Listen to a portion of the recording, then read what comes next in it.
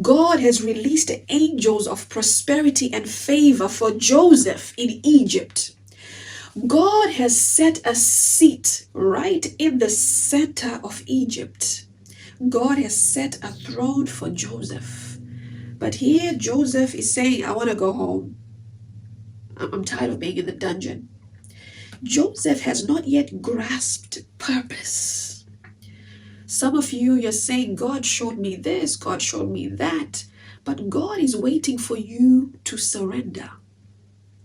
Surrender to his purpose. Surrender to his will. Surrender to his plans. Surrender to his season of plenty that looks like a prison today. You must surrender. The flesh must no longer speak. And so Joseph is still in the flesh. There's so much flesh talking here. He's helping people, but the flesh is answering back. Yes, I helped you. You need to help me too. I did this for you. What will you do for me? I want to do this for you, but will you do that for me? The flesh is still in the way. You see, when Joseph gets to the center of Egypt and he sits on that throne, he must be able to judge without the flesh. He must be able to judge completely in alignment with wisdom, in alignment with purpose. The flesh has no room for the things that God has for you. The flesh has no place for the capacity that God has called you to handle. Please make mention of me. Please help me. Please show me kindness. Please get me out of here. Please, I was stolen and I don't deserve to be here. And explaining yourself, explaining your season away, excuses to not surrender. This Joseph is a Joseph that still allows his flesh to speak. This Joseph is a Joseph that still hasn't grasped the dreams of the sheaves falling, the dreams of the sun and the moon bowing. This Joseph hasn't grasped it yet. He hasn't understood the dreams. He hasn't understood the mission yet. It's a Joseph that still explains himself to people. A Joseph that still wants to get out of the place of discomfort that is training him to be a ruler in Egypt. Child of God, are you trying to get out of discomfort? Are you trying to get out of the wilderness? Is there a shortcut in the desert?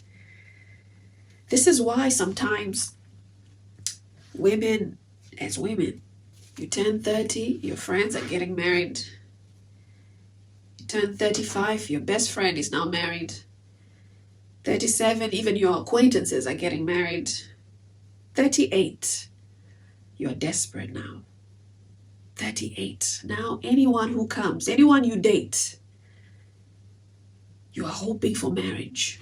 Wisdom has gone out of the room, excuses, and the flesh is sitting on the throne where wisdom should be sitting in your heart. This is why sometimes people get married and they lose themselves. They get married and things get bad and worse than when they were single. Marriage is about purpose. It's not based on time. It's not based on your age. It's based on purpose.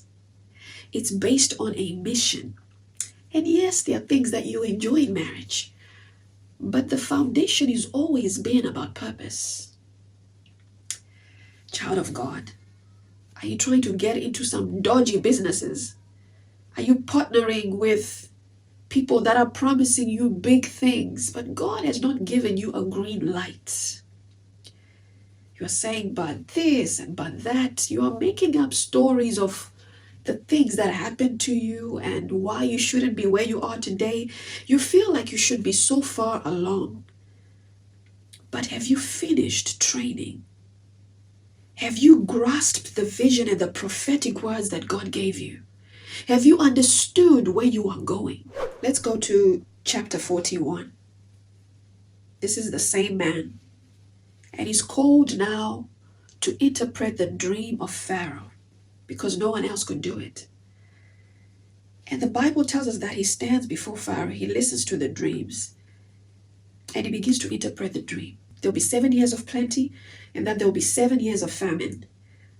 But after he interprets the dream, Joseph does something that is completely different to what he did in the prison. This is what he does.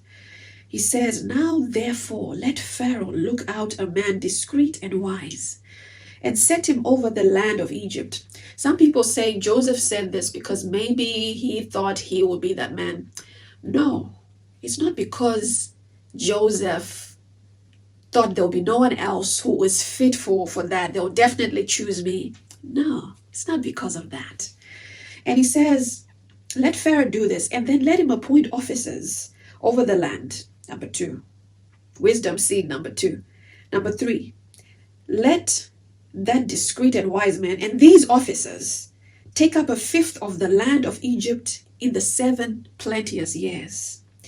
4, let them gather all this food of the good years that come.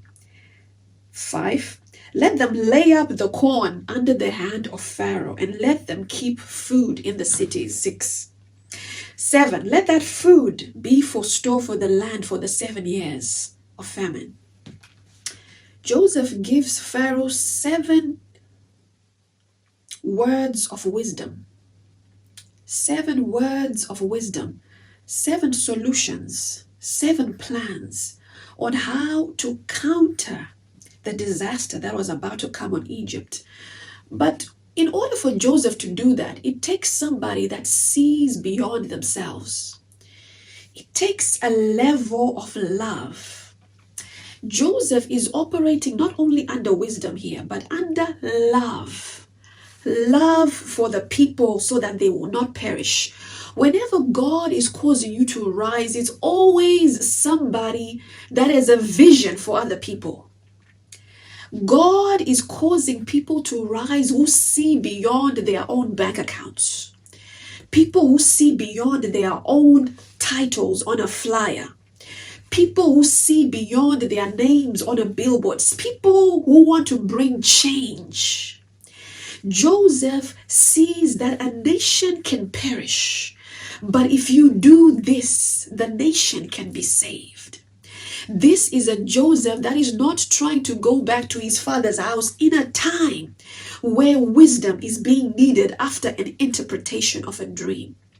This is a Joseph that is not pleading for his life and his freedom, but is giving wisdom for the lives and the freedom of someone else. Do you understand that?